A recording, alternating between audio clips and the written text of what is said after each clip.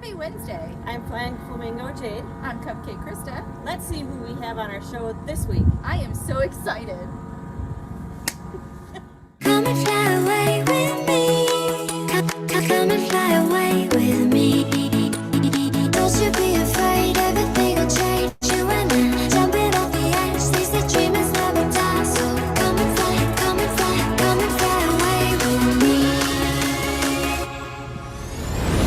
We're rising, we're falling, we're making moves.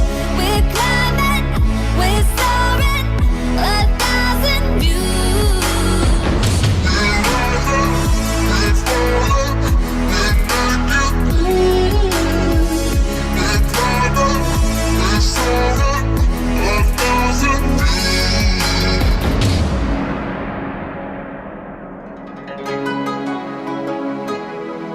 views.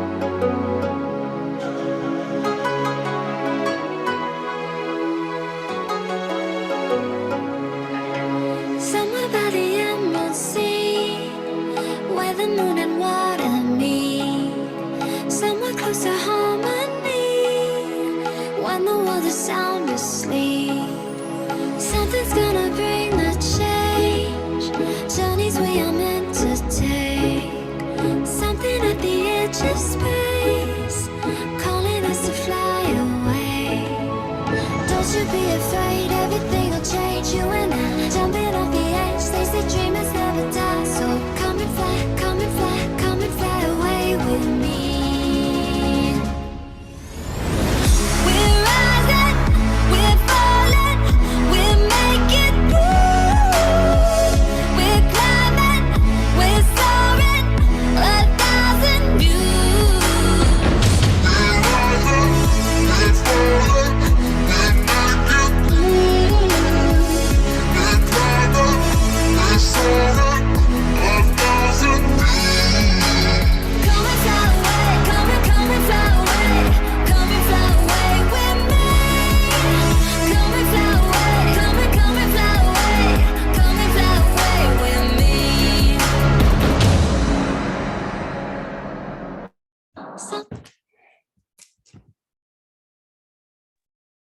Happy Wednesday, everyone. Happy Wednesday, Krista. Thanks for joining in. Happy Wednesday. So were you able to see the video? I did. Yeah. It Good. was very sweet. So I would like you to also talk about a little bit of that, what we talked about last night also on Shane's show, okay? With Okay. the scholarship. Tonight, guys, we have a special guest. She's an 18-year-old college student, and she is a private pilot. She has her private pilot's license, and she has instrument ratings, and she is also a skydiving student.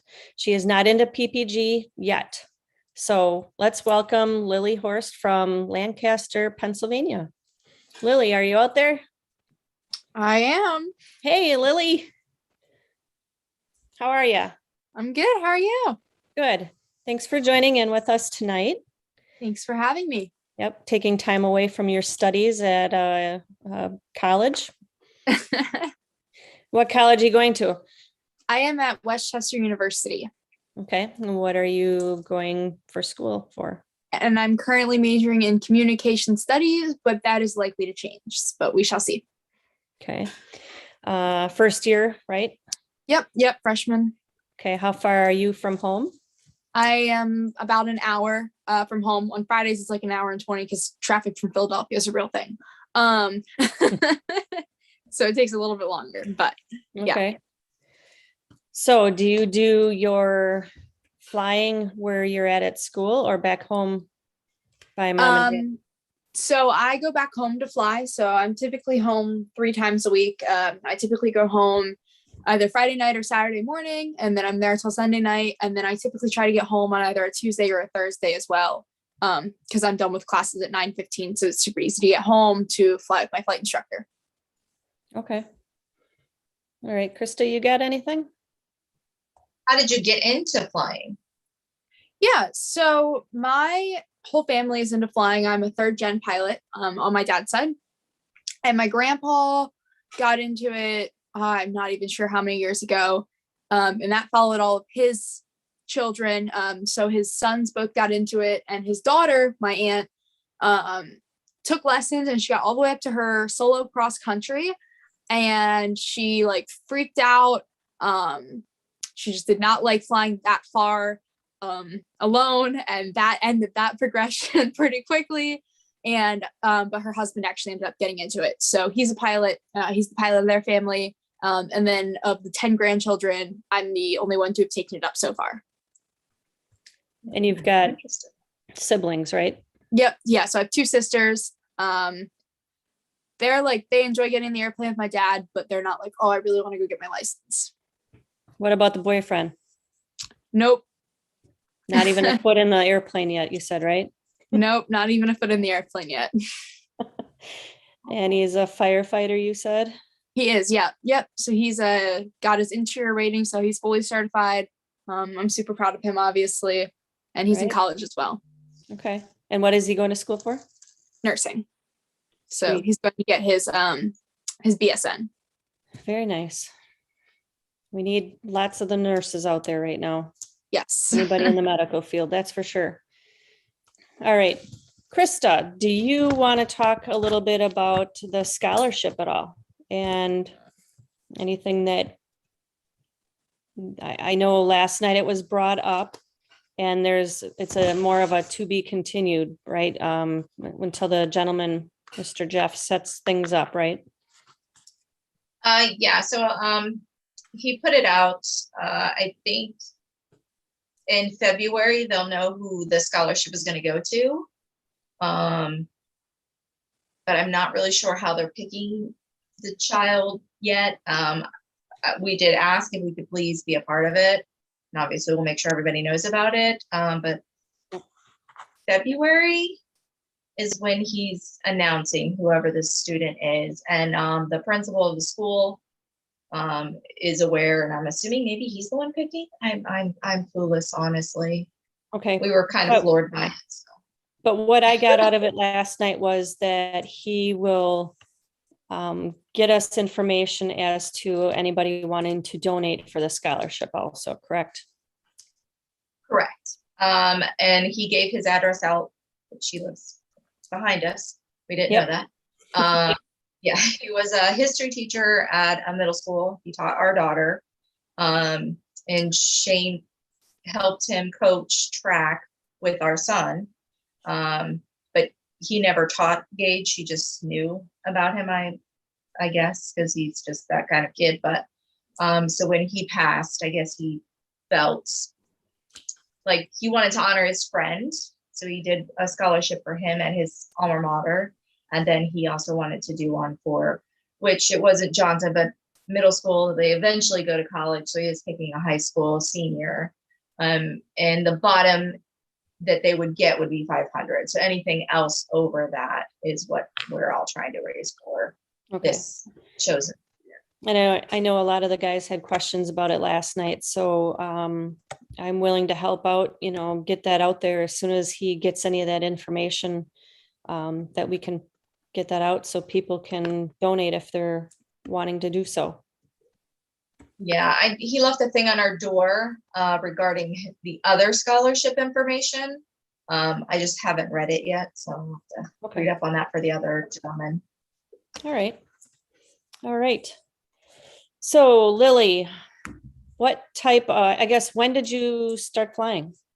Yeah, so I started flying. I was put in the cockpit. It's just a little baby. I took my first airplane ride before I could even remember it. They put me in the front seat of a J3 Cub, strapped to my mom's lap, and I cried the whole time, wailed my eyes out, hated it. How old? Fast forward. What was that? How old were you? Probably 2. Okay. So, yep. So fast forward, growing up, then I grew up right on the airport I fly out of. Dad owns a company there, very involved in just the airport community that my airport has. And when I was about 14, I was like, oh, I'm kind of interested in learning how to fly.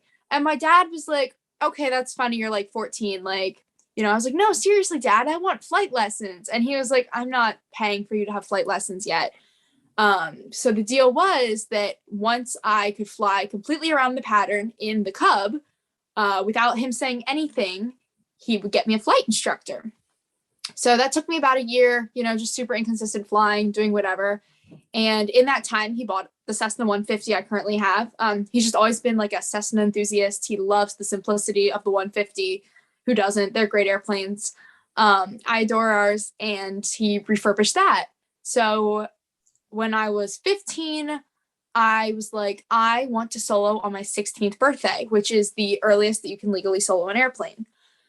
And he was like, well, you fulfilled the deal. So here's a flight instructor. And he set me up with my first flight instructor, Abby, when I was about 15 and a half. That was, oh, wow, that feels like so long ago. That was fall of my sophomore year of high school. That sounds so young. Holy cow.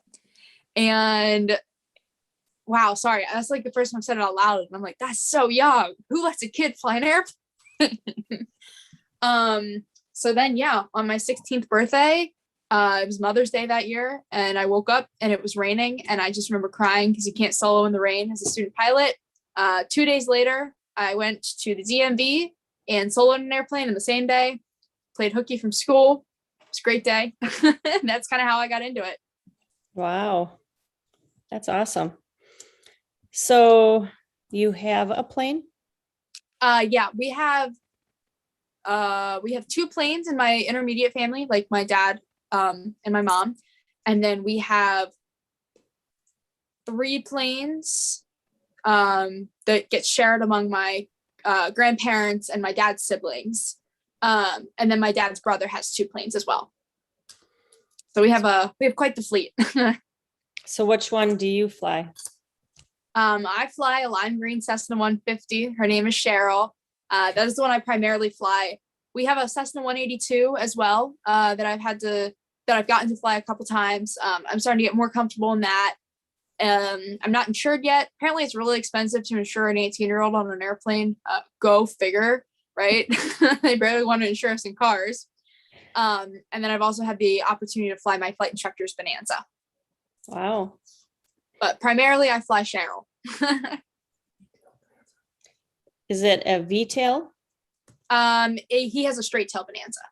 Straight tail. Okay. Yep. All right.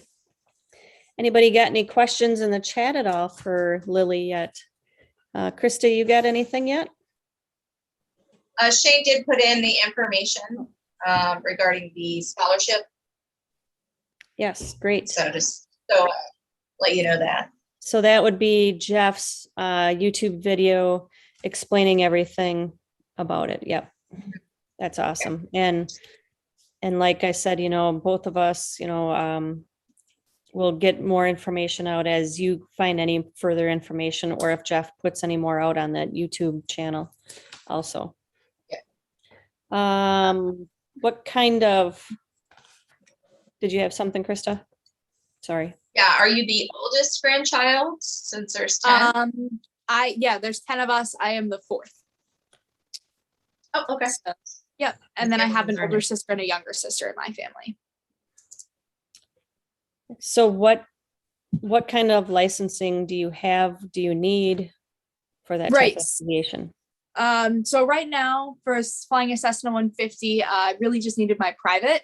And when I started flying, that was the goal. I was like, hey, I'm just gonna get my private pilot's license. That's what my dad has. He's got a good time with that. He putts all over the country in that Cessna 150 with my mom, and it's a great life. And like, that's all I really need. That'll fulfill the want. As I started going farther into my training, I was like, oh, I could do a lot more with an instrument rating. So I was like, okay, well, I'm going to, spend the extra couple months and I'm just going to power through the instrument rating. I'll be able to fly down to more weather minimums, like lower cloud ceilings and stuff. And through clouds, like it broadens a lot of what you can do as a pilot, as well as just your general knowledge of aviation. So I feel like that's a super important thing to have. So I finished that up in May. So, but really, as far as just to fly the airplane that I have, I really just needed the private. So what does the instrument rating mean? the instrument rating allows me to fly into clouds, lower weather minimum. So if the ceilings are like, 1,000 feet, I couldn't really do a lot or go very far in my airplane with just a private certificate. And so the instrument allows me to go a lot farther. Like I said, it also broadens your knowledge just in general of aviation and rules and things you should know that I feel are pretty important. So. Right. Okay. So we do have a couple of questions in the chat. Sure. Cat Girl is asking, what would you possibly change your major to? I'm currently communications, and I'm really bored with that. So, I am only 5 weeks into my semester, but I started my course scheduling actually this week for next semester already. And I realized that it's going to be a lot of gen eds all the way through, which is like any major. But I'd really like to buckle down and focus on something. So I'm looking at going to business management or something in the business field. If the airlines don't work out, I feel like I'd be able to do a lot broader of things with a business degree than I would a communications degree. Okay. Deweese Milstead is asking, do you plan on flying a paramotor? Told you. Not right now. So tell us why. So I am I'm a pilot. So that consumes a lot of studying, a lot of time, a lot of money. Now I am blessed because I'm in a situation where I don't have to pay for a lot of my flying. My flight instructor is a family friend, and so he flies to me for pretty cheap. And then the airplane, my family owns. So, that combined, I'm able to do it at a much cheaper rate than many others. However, skydiving, when I chose to get into it, my parents were like, well, you already have one expensive hobby, so we're not funding the other one. So I pay for my skydiving on my own. So that's pretty much why paramotoring is out of the option for me right now. So what does it cost to do skydiving? So skydiving I'm at $80 a jump right now, give or take what drop zone I'm at. So I'm a student. And then I also pay for gear rental because I am not in a position to really buy my own skydiving rig right now. That's anywhere from $3,000 to $10,000, depending on, what you're getting. However, I am once again incredibly blessed because all of the coaches at my drop zone don't charge me to jump with them. So I'm like jumping at like a discounted price just because of the people in my life that make it possible for me to do it. So that's really awesome. Nice. Krista, you got anything? Do you want to be a commercial pilot at all? Yeah, so the airlines are the goal. So right now I'm currently working on my commercial pilot certificate. And so basically when people say commercial pilot, they think, I'm guessing you're thinking like a big airliner, like a Boeing or an Airbus or something. So that's your airline transport pilot, which is a whole separate thing that like people don't even know exists. So I'm currently working on my commercial certificate, which just allows me to get paid to fly. So hopefully next season at this time, I'll be I'll be flying skydivers and jumping when I'm not flying. So that's the goal. Slow Days is asking, any interest in the military? I thought about it a little bit. I just don't know if right now that's something that's really in the books for me. I really like the kind of the idea of the airlines. I don't know how family life would work out with the military. I don't really love being away from home. That's why I'm only an hour with college. I'm kind of a homebody, so max 3-4 days, which is like perfect for the airlines. But as far as military, that's not really in the books right now. Here's to say anything can happen in the future. So. And before the show started, I did tell her guys about maybe getting in contact with Michelle Helms, who is an international commercial pilot also. So I'd like to get you set up to ask her questions in any that'd be way awesome. also. Yeah, and if you get a chance to maybe watch her video when she was a guest also. Yeah, for sure. Yeah. Looking to see if there's any other. Mark is in the chat too, so he can probably give her information. Yep. Will Fly says, I understand that you want to be to get your commercial license. Do you want to become a flight instructor also? So here's my thing about flight instructing.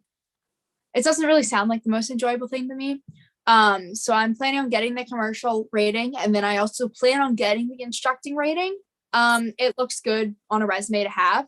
And I feel like at some point, flying skydivers is going to get boring for me. As much as I love the sport, as much as I love everything about it, you only get so entertained flying the same route over and over again all day, every day. So having the instructor certificate will be a good, if that's something I choose to go into, it'll be something I already have, as well as the fact that, I'm all about broadening my knowledge, and you can't know everything. And so I want to try and know as much as I can. So getting the instructor certificate allows me to just continue learning. So in short, yes, I'll be getting my instructing certificate, but I don't know if I will use it at some point. Okay. Tony Marzano wants to ask, how many jumps do you have? Or did you? Oh, no, we didn't ask that yet. She's getting there. Yep. So how many jumps do you have? So I currently have 11. I have 10 solo jumps and 1 tandem jump. Okay. Tell us about the tandem jump. So I did my tandem jump on my 18th birthday. I live right by the airport. The drop zone that I jump at is on the airport that I live by. And basically my flight instructor, I've since moved from my original flight instructor to my current flight instructor, Jeff. And he's a skydiver. His son's a skydiver. His son's a year older than I am. And so we're friends. And basically I was just engulfed in this world of skydiving, but I was like, too young to do it. And so I was like, for a whole 17 to 18, I was like, okay, when I turn 18, I gotta go skydiving. I gotta see what this is all about, get up to the drop zone on my 18th birthday, get all harnessed up. I'm like, oh yeah, I'm gonna I was like, what am I doing? But I was like, oh yeah, this is gonna be really cool. I'm gonna really love this. But then the other part of me was like, I might hate it. You're probably gonna hate it, but you might love it, if that makes sense. There's just a lot going through your mind when you're about to throw yourself out of an airplane attached to somebody else. The other thing is I love having control of what I'm doing. And when you're tandem, you don't have any control of what's happening. You are fully trusting the other person. And even though I completely trust George, which is the guy I was jumping with, he's my boss. He's a family friend of ours. I 100% trust that guy.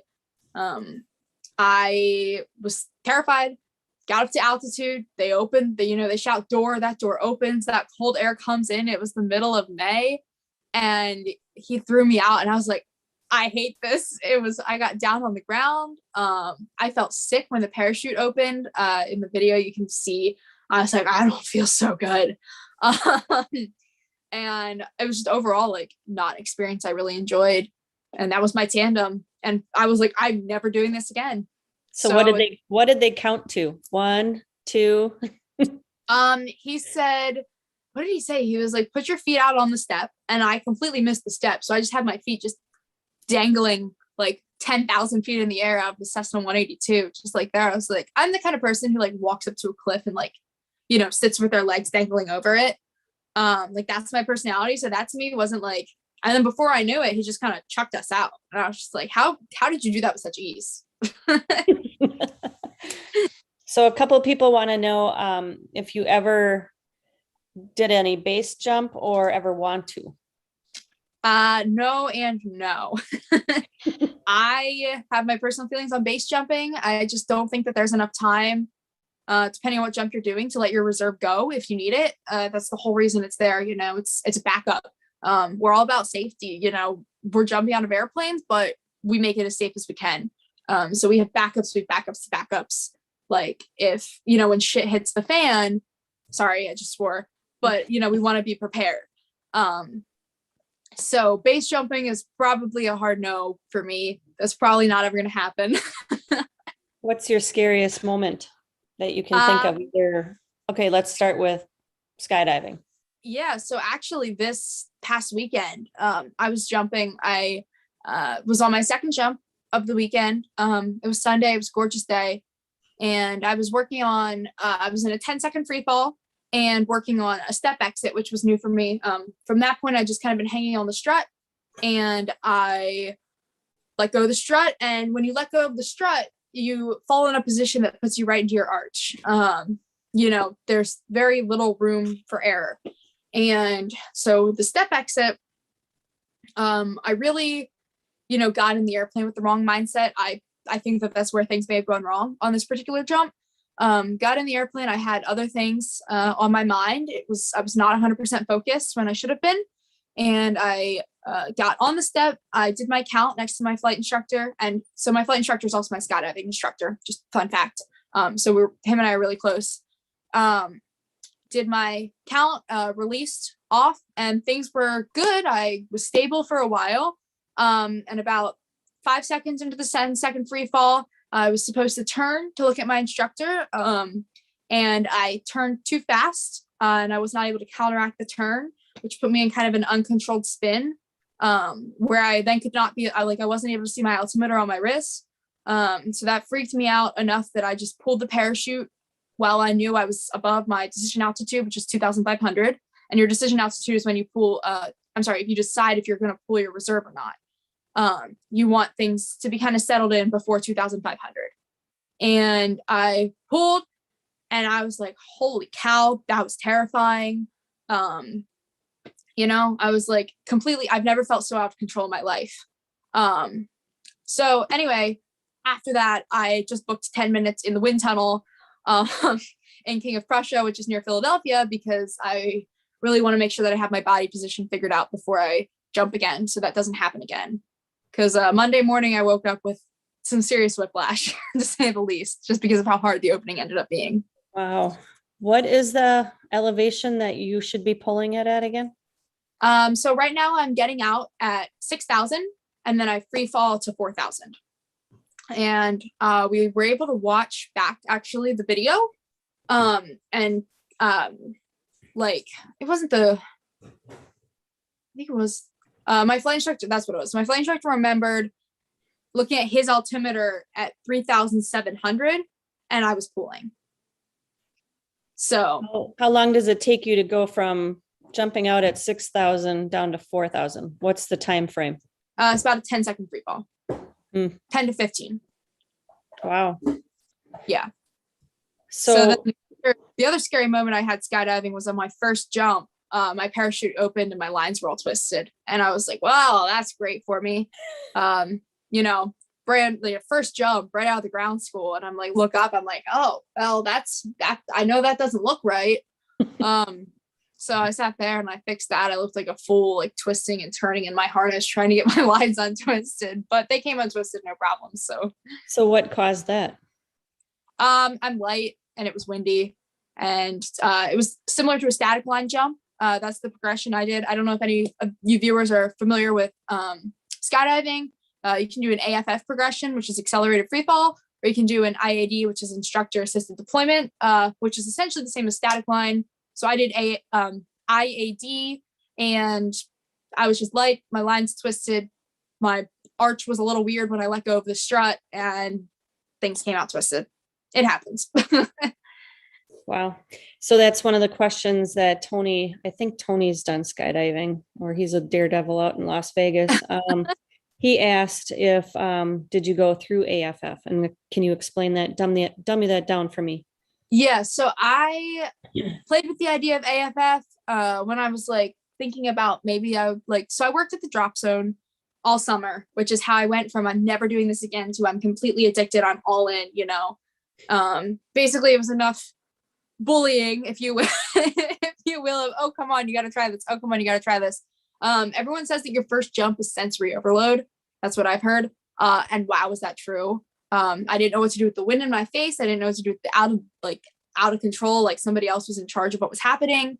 And so, yeah, going from that to a solo jump is like, now I'm slowly progressing into it. And I'm like, oh, okay, this is getting more, you go from no free fall to a 5-second free fall to 10 to 15, you just build up until you're jumping out at 10,000 feet or 13, whatever kind of airplane you're in. So that is, the progression I did, if that makes sense. Like I said, I did IAD, not AFF. So AFF is like your first jump, you're jumping out at full altitude and you're pulling your own parachute. At least I think. I'm not very familiar with AFF. But you have instructors holding on to you. Whereas IAD, you're completely solo the whole time. Wow. Angela Preslick is asking, have you ever pulled your reserve? I've not. Thank the Lord. Something as skydivers, every time we get in the airplane, we go through the maneuver, right side pull, left side pull. That's a movement that I know swiftly. I have ingrained into my brain now. The day I had the line twist, my very first jump, I thought about it. I was, trying to untwist my lines, and I was looking at my altitude. I knew that I didn't have a stable canopy and that I would not be able to land the canopy, especially being my first jump, if I had to basically, land it with that leg. So I would have to pull the reserve. That was my other option if I could not get the lines untwisted. And then on Sunday, had I fallen another 1,000 feet, without pulling my parachute, my reserve would have gone automatically for me. Okay.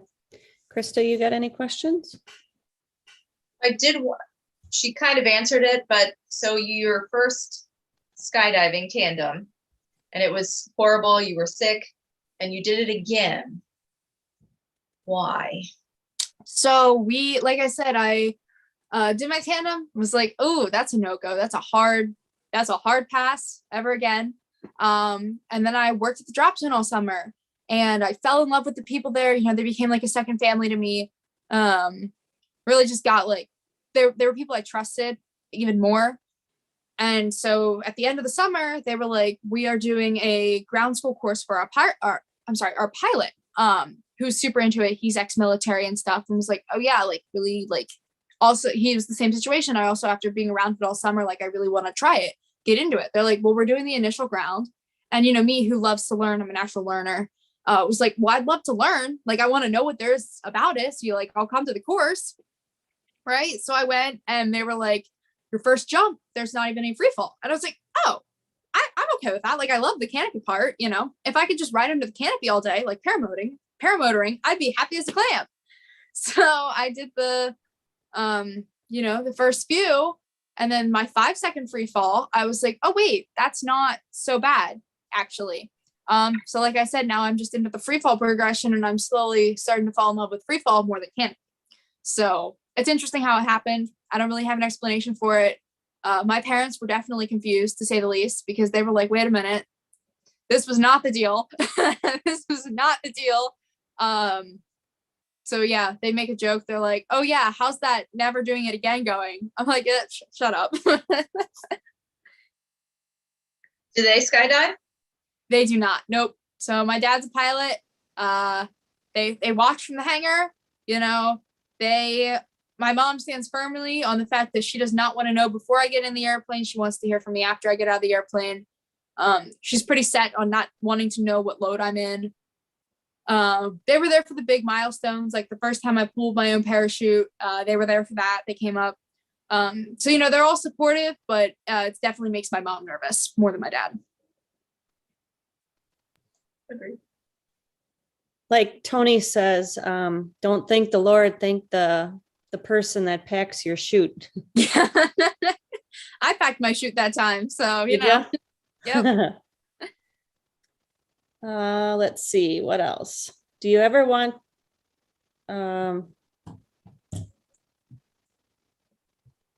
okay, that's not for the question. Krista, you got anything? So are you going to try to talk your siblings into becoming a pilot with you, or at least skydiving? My older sister has brought up the idea of going skydiving. So I think that next season I'm going to try and get her to come. Tom, our rigger, who's also one of my friends, is like, oh, I'll give her a cookie if she comes skydiving. And she's like, I don't really want your cookie. So I think I'm going to get her to try and come skydiving. My little sister showed no interest in either. My older sister showed a little bit of interest in flying when she was about 16. And then she got her driver's permit and was like, oh, that's more interesting to me. And things took off with that. And how old are they?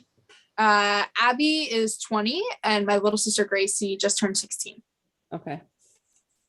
So the little one though is probably concentrating on her driver's license right now. Yeah, exactly. And they're both equestrians, you know, they're pretty competitive in their riding. So I think that that's pretty much where their focus is. Oh, that's cool. Trying to When think. you have to do your distance flight, the one when your aunt gave up, What was that? your cross country flight, when are you doing that, or have you done it? Yep. So I did that during my private pilot progression, which was, I did that last summer after my junior year of high school. Sorry. Especially with COVID, things just blended together and I don't know what's what anymore. And so I did that. My first solo cross country, I remember calling my flight instructor the night before it and crying. I was so scared. He's an airline pilot, so he was on a trip to God knows where. And I called him in tears and I was like, Jeff, I'm so scared. I can't do this. And he was like, you've been doing it for years, just with someone else there. Like, you've been flying the airplane. You've been doing everything that needs done. The only difference is you're the only one there. I was like, I know. I like the buffer of the extra person. So yeah, I did that when I was 17. Where'd you fly to? I went to Williamsport Airport. It's like central Pennsylvania, like in between Pittsburgh and Philly. It's pretty much like right smack in the middle. Tony's got another question. And do you jump with your own gear or do you still use student gear? I'm using student gear. So Tony, if you're familiar with skydiving, I'm currently jumping a 260 canopy. Just because I'm really light, we're trying to get me down to a 210. We just need to find a student 210. But yeah, I'm getting my own altimeter for Christmas, so that's exciting. But, he also said that he's you're pretty lucky to be so close to a drop zone. I'm really lucky. Yeah, I have 2 drop zones within a half hour of me, so it's really awesome. Even at college, the furthest one is, you know, my home drop zone or an hour the other way. So.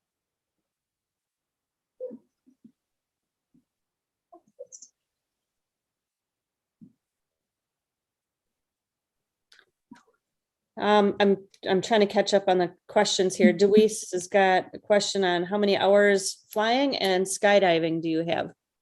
I have 264 hours flying, 264 point something. I don't really remember what it is. And then skydiving, like I said, I have 11 jumps. So as far as time goes, I have like 30 seconds in free fall and 11 jumps. Do your ears pop when you jump? Right now they're not. I'm still at a low enough altitude, but that's not really a problem. I think once I'm getting up into the, 8s and 10s, then it's gonna be more of a problem. But so I grew up flying around in the backseat of our airplanes up at, 6, 8, 10,000 without headsets on. So the concept of ears popping is like I'm used to it. Like it's not something that really phases me too much anymore. So a couple of people want to ask where you're at and where you're doing this. So I train out of Lancaster Airport, and I just skydive out of Smoketown Airport. Well, I do a lot of my training out of Lancaster. My airplane lives at Smoketown Airport. And the drop zone that I'm at is Skydive Lancaster. We're still pretty new. We don't have an official student progression program. It's kind of like there's a couple of us who have shown interest and are friends with the owner, who are able to do our student progression there. And so that's where I do all of my flying out of. That's where my dad's company is. Yeah. Tony's also asking what state. Tony, look at my beautiful Pennsylvania. Pennsylvania. Yes, land of the farms. Is it? Not a lot here. We have the Amish. We're a huge tourist destination. Holy cow. How close are you to Hershey?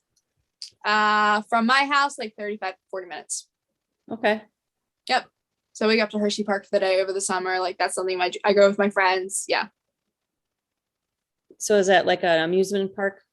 Yep. So it's an amusement park, and then they have like Chocolate World as well, which are like, I'm sure you're familiar with Hershey chocolate bars and stuff. So yeah. Nice. Krista, you got anything else? did not know that it was an amusement park. Yeah, they have an amusement park. It's quite the thing. Really? Okay. So the area I'm from is actually really commercialized and like a huge tourist destination. Just because people are attracted to the Amish, and then they go up to, they come in from Philadelphia, New York City, these big cities, and they come out to the middle of nowhere. See the Amish, they crave the simplicity, apparently. I can't figure it out, if I'm being honest. And then they go up to Hershey Park for the day. It's the most interesting thing. I really can't figure it out. Okay, I'm getting questions from the husband. He says he's been to Lancaster in the past for some training, and he wants to know if you've ever been to a restaurant called Boobies. I've not. He says it's a cave restaurant. I don't know. I've never heard of it, and I've never been to it. And he also wants to know the name of the other towns near Hershey or Lancaster. The big tourist one is Intercourse, which is located right next to the Blue Ball. What? Yeah, I'm dead serious. Look it up on a map. Is there another one? And Mechanicsburg and What? Harrisburg are near me as well. No, Hand in the. What did you say? Hand in the bush. Hand in the Burdenham. Burdenham. Burdenham. That's where I'm from. Hand in the bush. Well, I knew something like that. I'm from Burdenham. Yep. That's my like hometown. Krista, should we go there for vacation? Oh my gosh. It's quite an I'm very experience. excited. Let me tell you, Yeah.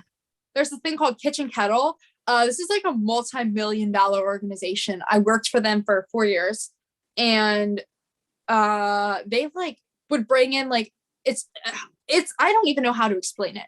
Okay, it is like people come to see the Amish and buy jams and jellies and salsas, and it's this village of different stores. And I worked in the jam and jelly shop, and on a Saturday in the fall and the summer, we would bring in $100,000, just that store. Wow. It is the most obscure thing. I can't figure it out. I can't. Did you try the jams and jellies? I did. I wasn't too impressed by them, if I'm being honest. Okay. Okay. I was like, I like my Smucker's grape jelly. I'm good with that. But yeah, they have like every type of jam and jelly you can imagine, man. It was insane. And then there's the whole concept of the horse and buggies on the road. Oh my gosh, don't get me started on what a nuisance these are. And then the tourists that won't pass them. I'm like, they're this is taking one video and they step- want to see it. It's cool. And they stop to take pictures of the cows. I'm like, they're just cows that go moo. I can't. I could get on my soapbox about this topic because it's like, it's insane to me. And like, people don't understand that like, this is the one case to pass a horse and buggy that you can cross the double yellow. Like, just cross the double yellow to go around the buggy. And then what's the other thing about just like my hometown that, oh my gosh, the Amish, man. I've messed with them. They're lovely people. They're very nice. They're just like a nuisance. Terrible. Deweese from Mississippi said she grew up in Doylestown. Yeah, Doylestown. Yep. That's like, I don't even know. I've never driven out to Doylestown, but I know the name. And I know that when we get like tornado alerts or something, like it's in the same, like it pops up on the bottom of the TV. I think that's like an hour and a half from me, but I could be wrong. Don't mark my words on that. And Angela from Las Vegas, that's with Tony. I'm not surprised, Angela. She said she went to kindergarten in Intercourse, and she said her mom hated sending Christmas cards when they lived there.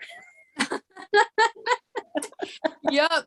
Oh, you went to kindergarten in Intercourse. I don't know what school you went to. That's just sparked my interest. Small world. That's insane. Yeah, and Linda says she's jamming now. Sure, what kind of jamming she's jamming. Is she listening to music jamming or is she making Yeah. jam? Probably both. Wait till you meet her. Let's see, what else? So yeah, that would be, that's one area I would like to go see. I've never been. Well, It's an area that's for sure. We do have, the county that I grew up in, they have Amish and Mennonites there. And when Eric and I were camping one time in a different county, they all had like little phone booths out at the end of their long driveways. Do you know what those are for? They look like they have what? They all have cell phones. Yeah. So Like what? well, yeah, then those are That's the considered whole point. Mennonites though, aren't they? Yeah. So like Mennonites can have like, that's the common thought. Everyone's like, oh, the Amish don't have cell phones. Yeah, that's what you say until you're out mini golfing and they lose the golf ball and they all whip out their iPhones with their flashlights. So what we were told, this little school bus stop or phone booth looking thing at the end of the driveway is they have an iPad sitting out there to make their phone calls because they're not allowed to do any communication like that, upgraded stuff in their homes. Yeah, I mean, and on my way to church on Sundays, I pass an Amish guy with a solar powered Tesla. The world's a crazy place. Really? Yeah. Yep. Yep. Jedediah's got the Tesla. Yeah. Right. Wow. Well, good for them. Yeah. It's good for the environment. Yeah, it is good for the environment. That is an accurate statement. Oh, and never trust a skinny chef. Shane wants to know if Eric's pitching a tent. What the hell does that mean? With Jedediah. So what else can you tell us? You're like an open book. You're bubbly. This is pretty cool. Learning more about your area and you. Hey, let's talk about paramotoring. Okay. When do you want to start? So it's funny because my boss or one of my managers at the company I worked, the job site I worked at this summer, they're all into paramotoring, her and her husband, and they just get on their paramotors and they bebop along at 2,500 feet. It's the greatest thing ever. I'm like, that looks awesome. I'd rather jump out of an airplane. I think that's more my speed, but that looks great. That looks great for you. Well, you've got to meet Jen from Nebraska then, that was just on our show a couple weeks ago.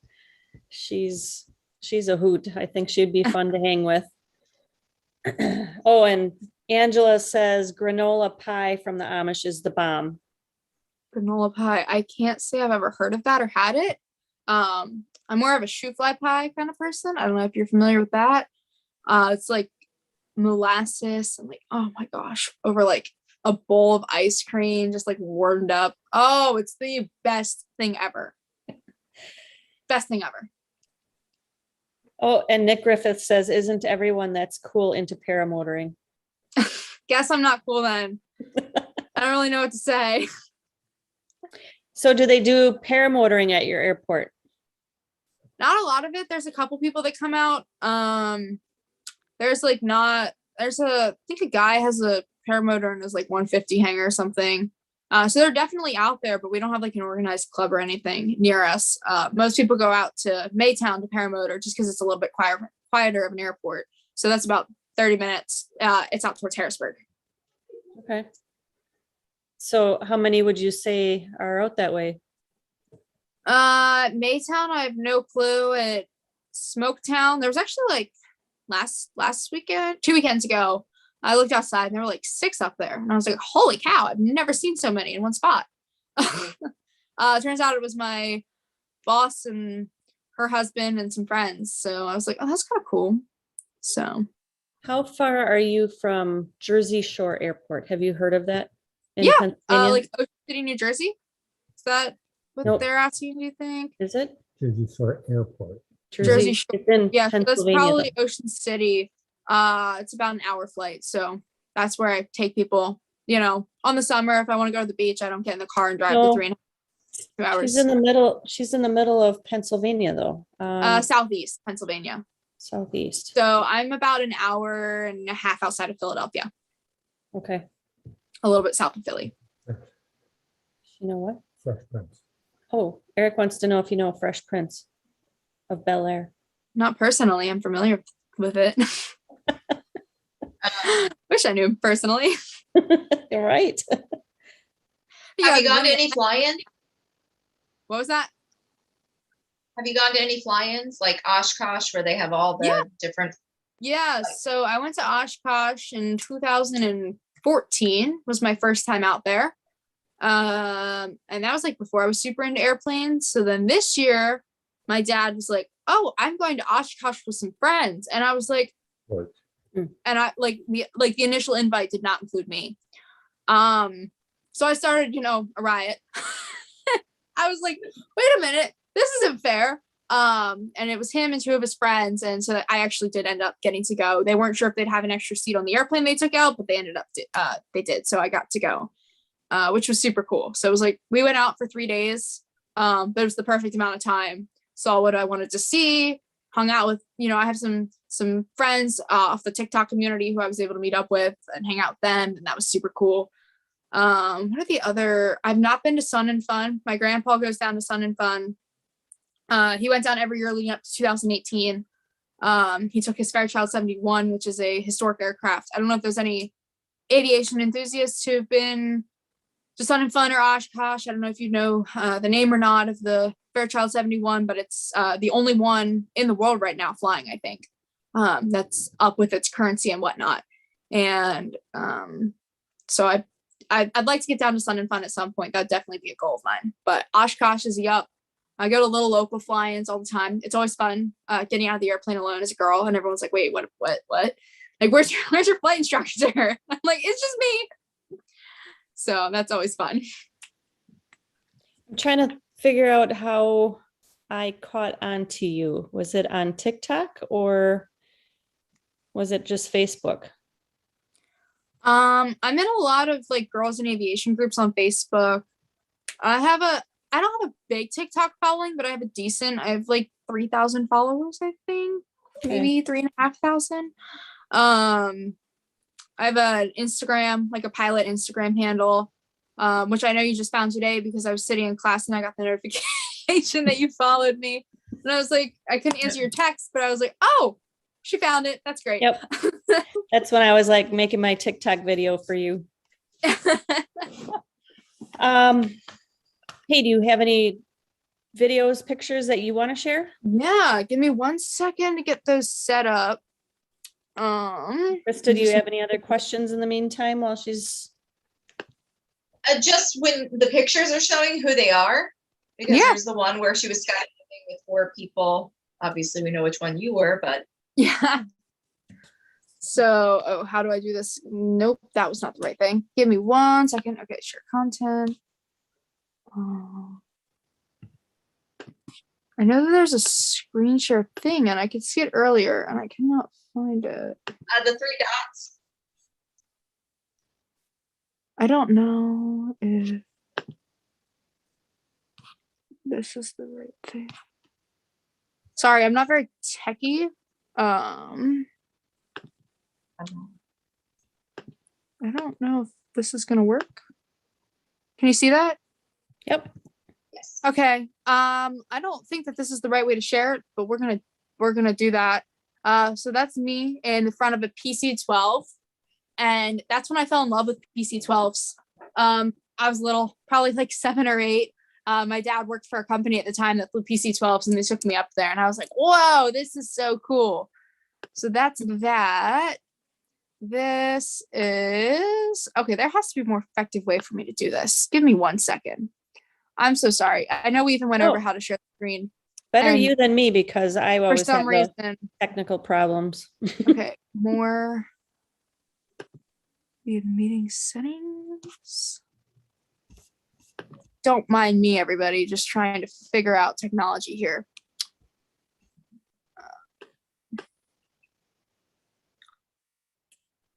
Okay, I'll just keep doing it this way. That works, I guess. Oh, share screen right in front of me. Okay. And it says that it's broadcasting. Yep. All right, awesome. There's There. my airplane, as you can see. So there's me in front of the PC-12. I already talked about that one. This is the day of my first solo on my 16th birthday. Or I guess it was 2 days after my 16th birthday. You can see the weather's still kind of crappy. We were in like a really weird low pressure system that just felt like it was never ending.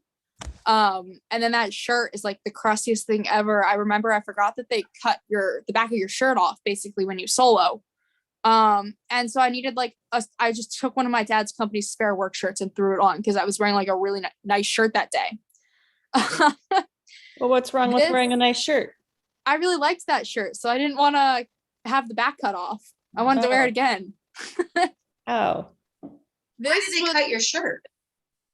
It represents like, I guess in the olden days, like when they would solo a student, like it represents like cutting you free or something like that. And like you're like really on your own now. There's some sort of representation behind it. And if I'm being honest, I never really figured it out. I just know that it's something that gets done. So yeah, it's interesting if you ask me. This is me in the front of a caravan, Cessna 208. And basically the story behind this picture is my mom and my aunt were supposed to skydive that day. And we were having a boogie at my airport or my drop zone, which is basically when they get a bunch of people together and they advertise it super big and like try to get as many people out to jump. And they rented this caravan for the weekend. And so my friend Dalton, which if I zoom in on this picture, he's in the red helmet there. He's a skydiver. He's my flight instructor's son. Flew with me the previous day in a Cessna 140, which is similar to what I have. And he was like, oh, you gotta ask Dave if you can take a ride in the caravan. And I was like, okay. So, the next day comes around and my mom and my aunt's skydive gets canceled because of the really low ceiling. So they couldn't get all the way up to altitude. So this was about 4,000, 5,000 feet. Just kidding. Looking at the altimeter zoomed in on the picture, it's 2,000, but we were climbing about 4,000 or 5,000. And basically I got in the airplane because Dave was going to give me what I thought was a ride. And this man started showing me how to like pre-flight it and start it and whatnot. And that was the day that it flipped for me that I was like, oh, I don't want to just have my private. Like I want to go all the way through and I want to go to the airlines. So this was last year about this time. And I was just wrapping up my private pilot's license. And yeah, this was like my clicking point. So I give that credit to my flight instructor, Jeff, who was able to get me in that caravan. And I like logged 30 minutes of turbine time and like, it was awesome. So that was definitely a cool experience for me. Dalton was super salty because he just got a ride and he did not get to fly it. Sucks to suck. That's all I have to say. This picture was the day I passed my private pilot's license check ride. So that was a year and a half of like actual training and studying leading up to that moment. I hit a plateau and so it was finally nice to like finally get the rating. It was a gorgeous November day last year, November 9th. And it was just a good feeling. I did cyber school last year to finish up my instrument rating and my private pilot's license. So it was like, that was the moment where it all kind of paid off and like all the lack of sleep and stuff. So that was awesome. That's just one of my senior pictures. The airplane cool. has to be included. I feel like it's just my baby. That's the day I passed my instrument rating. So that was just over 6 months and 10 days after getting my private pilot's license. I did my instrument rating in 4 months. And if you're familiar with aviation, you know that the instrument rating is not the easiest. So this rating was kind of exciting. This put me above my dad in ratings. So I have a higher rating than he does. And this put me level to all the other guys. So I'm the only girl in the family who flies. So that was kind of like, yeah, that's my badass moment. I'm instrument rated now. Like, I'm equal to you guys, which is kind of cool. Once again, a lot of studying and stress went into that. So that was really just cool to achieve. And it was 10 days after my 18th birthday. So that was also really cool. That was just me flying. My friend Abby and I were taking her airplane out to Niagara Falls for the day. We were flying instruments, and after like 2 hours, just hard IMC in the clouds, we call it in the soup in aviation. It was absolutely miserable. We popped out on top of the clouds and it was so pretty. It was just a view that is like undeniably gorgeous. I love it. This was my first solo jump. This was my landing. Was this? No, I'm sorry. This was my first stand-up landing at Smoketown. So I was able to stand it up, and that was an awesome feeling because my parents were there too. So that was my first solo pole, my 5-second delayed free fall, and yeah, stand up landing. that is my first off-site landing, skydiving. So we have these big, basically power lines that separate the airport and a cornfield. And that obstacle is why student progression, we don't do it at Smoketown really. But because I'm a pilot and I'm super familiar with the airport, they let me and Dalton and another girl, Kylie, all do it at Smoketown. So this was the call I made. I turned into the wind for my downwind, and I was not going anywhere. I knew I was not going to make it above or over the power lines at about 1,500 feet. So I turned and I went into a cornfield. That was quite the experience, to say the least. Dalton saw me down there and he ended up coming to join me in the cornfield. At least I had a soft landing. He got his canopy stuck in the corn. So I think that's kind of funny if you ask me, because I was not the one pulling corn stalks out of my canopy while pre-packing. And that was my first 10-second delay free fall, as well as my own pack job. So that was pretty cool. There's just a picture of me in free fall, just kind of minding my own business, having a good old time. That was also my 10-second delay free fall. So everything went great up to that jump leading up to landing in the corn. There's just a picture from Oshkosh in front of another Kawasaki green airplane. I thought that mine was kind of unique until I went out to Oshkosh and saw these other green airplanes. I really liked it. It had really cool carbon fiber. And yeah, Oshkosh is a great time. I miss it. That's my friend Abby and I. She's 2 years older than I am, and she's like the most badass human I know. She's already got her flight instructor certificate at 20. And she's one of my best friends. And the way we became friends was actually our dads are really good friends. So actually, this picture right here, the guy in black right there, that's Ray, that's her dad. And we met last year. They were both like, oh my gosh, my friend Ray has a daughter about your age and she flies. And we were both like, oh no, what is this man gonna bring us? It ended up being an awesome friendship. We're actually going up to Salem, Massachusetts for the weekend, next weekend. So that'll be super fun. We're gonna fly up there. Hey, somebody's got a question in the chat. Yeah. Slow days. Do you know another young lady named, is it Kayla? Kaila? I do not. Do you know where she's from? The person in the chat say that. Okay, slow days. Do you know a little bit more info? Yeah. I'm always down to being a female pilot though. So then there's Abby and I again, and then with our dads. So we think that they have a bromance. They're kind of like an old married couple in some ways. They definitely have a bromance. And we all flew up to Alton Bay, New Hampshire this past winter and actually landed on a lake. So that was cool. If you're in aviation and you ever have the experience to do that, 10 out of 10 recommend. Our dads were super cool because they always wanted to do it, but they actually let both of us be piloting commands of that flight. So we were the ones that actually got to land, which was really cool. Very, very thankful to have dads as awesome as we do. Wouldn't trade him for the world. There he is again on my first solo. He's the biggest guy that basically one of my biggest inspirations in aviation. He's the one who kind of got me into it. And, you know, for a while it was super, we don't want you to be doing this because it's what your dad loves. And I was like, no, this is seriously like what I love. And definitely dad's little girl. I look up to him. I don't think he realizes what a big role model he is in my life. So he's pretty awesome. So we flew down to Georgia last year. So there we are again. There's another one of my senior pictures. I think that one looks really cool. It's the black and white at the end of the runway with the airplane. There's me flying our Cessna 182 for the first time. And I was like, holy cow, I'm 5'1" and this is a really big airplane. So my flight instructor thought that was picture worthy. And I did a cross country I went to Ocean City, Maryland on that one, just to knock out a commercial requirement. And that was a super cool flight too. We flew at about 300 to 500 feet just over the ocean, like right off the coast. It was absolutely gorgeous. Awesome flight with autopilot on. This was my first time really flying an airplane with autopilot, which is a great thing. I now love autopilot. Wish that my airplane had it. So there's an old one of my sisters and I. That was my grandpa's Waco. He's since sold it, but yep, my dad used to pile two of us in that front seat and take us on Waco rides, and that's where his love for biplanes started. So he's got turquoise? What was that? Yeah, I'm in the turquoise right there. That was my favorite color at the time. It was pretty much a rarity to not see me in turquoise. And then that's my little sister Gracie and my older sister Abby. It's funny because some people used to think we were twins back then. So I don't know, if you see it or not, but Oh yeah. I think that's kind of funny. There's my grandpa and I in front of his Fairchild. He's another really one of my big role models. I look up to him as a person, as an aviator.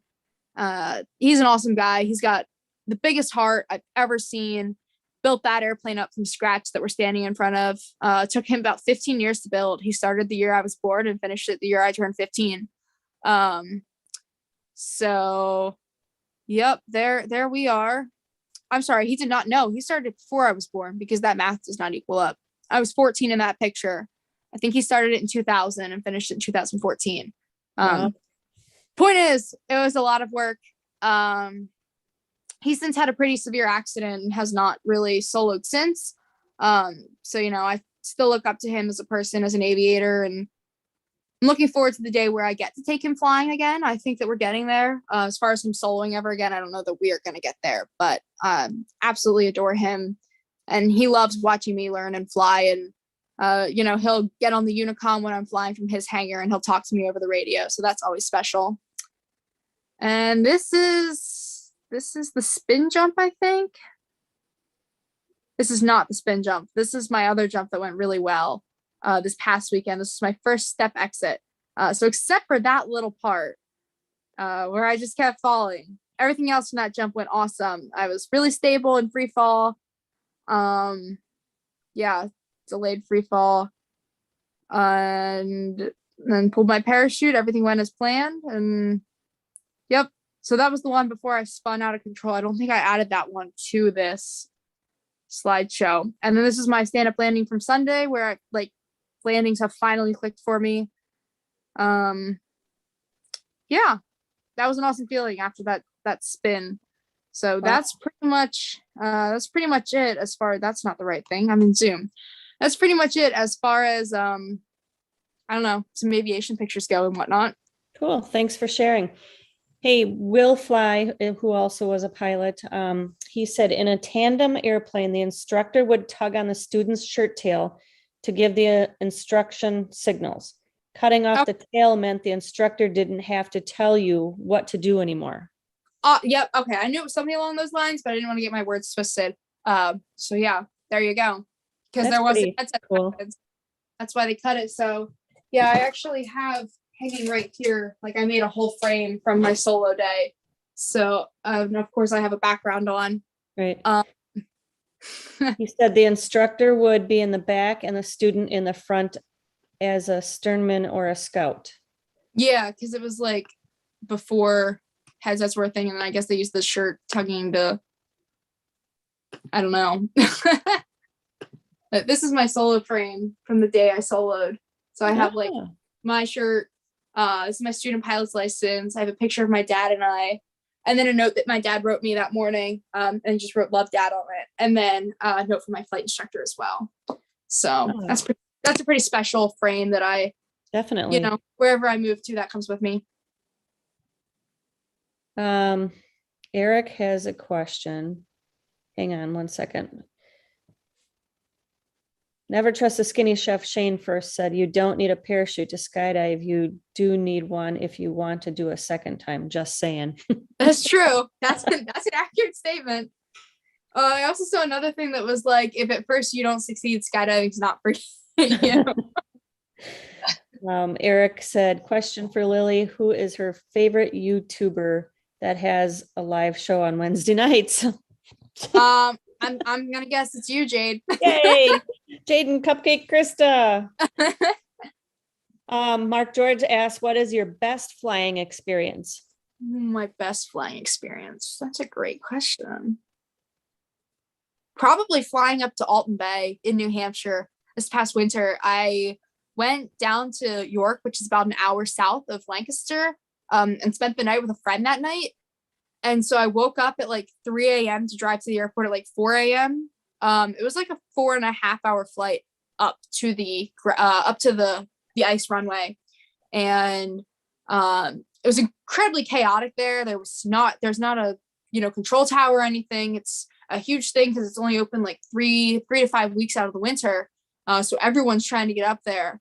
But landing on the ice and like, I don't know, just like you get the airplane so slow and you draw back the power and you wait for the stall horn to come on and then your wheels just click on. Oh, it's the best feeling ever. It was like, I mean, that has to be up there in one of my amazing experiences of flying. All right. Slow days, back to that girl asking if you knew her. He said with social media and the age comparison, figured they might know each other. He said he met Kayla at an air show and was very impressed by her achievements and her ambition also. I don't at least know her personally. Maybe she follows me and I follow her. I follow a lot of people on Instagram, if I'm being honest. So sometimes I just tap through and double click, not really even realizing what I'm liking.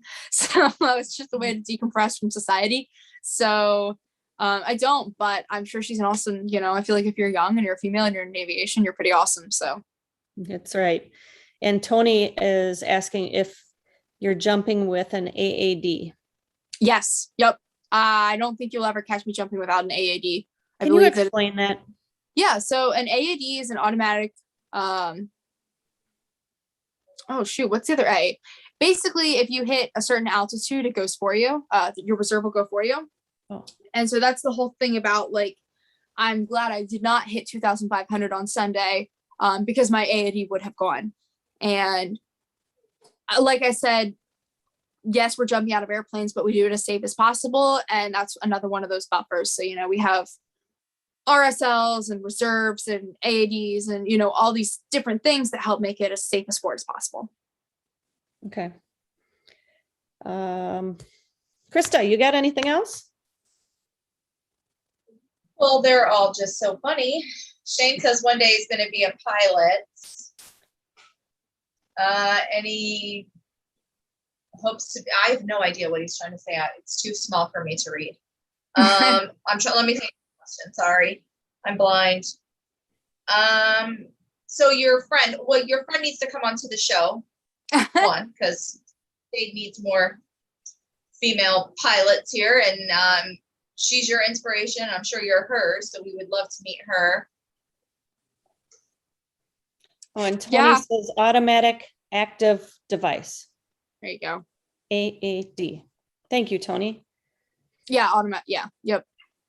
Brain fart. And It's 9:00 here, so I'm like, brain is gone. okay, we'll shut this down shortly. And Mark McElroy, the one I was telling you about, that is a welder that also knows that international pilot. He said that Michelle, the gal I was telling you about, her daughter is becoming a commercial pilot as well. And I think she might be around your age, maybe a year or two older. So that would be a good family to keep in contact with too. Mark George is asking from Pearsweg, ever thought of hang gliding? Yes. And then I was like, that's kind of scary. And I don't really want to do that. So there's an overlook, probably about, I don't know, an hour away from my house, and they hang glide off of it. And it's funny, that's actually where my dad proposed to my mom. I don't know, random fact. But I remember going there growing up just because we would spend a lot of time in the area because we have family friends up there. And they would hang glide, and I was like, that looks too scary for me. So I don't know, maybe I'd try it, but I don't know that I'd like get into it. All right. So we've went over on our time. I apologize, Lily. No worries. But it was great hearing everything about you. Again, I'd like to thank you for taking the time away from college studies and everything like that to tell us your story of how you got into the air. Very interesting. And if you have the social media, please let us know what it is so a bunch of us can start following you. Yeah, definitely. I'm at pilot.lily on TikTok and Instagram. So find me. All right. And again, you can go to my YouTube page by paramotorgirl.com or Flying Flamingo Jade. I'm on TikTok at Flying Flamingo 12 and Instagram also. I think something Flying Flamingo. So check those out. I do the videos for my special guests each week that Krista and I have, and Krista, you have anything? I'm only on here. I'm really not on any social media. Yeah. She goes I'm to not, work and sorry. chills at night otherwise. I'm on a computer all day, and it's the last thing I want to do. So Right. She's a fun one to have at fly-ins, though. That's definitely for sure. So, again, I would like to thank you and thank everyone for joining in. And I'm going to have Eric post the after show. If you guys want to ask any questions, you can do so. And I'm just going to give my computer 1 second because my other computer shut down. And we are going to shut down the live broadcast. And if anybody wants to join in, come ask Lily some questions quick before she's got to go to bed before Yep. getting up early because she says she's sleeping through classes. So everyone have a good night and fly safe.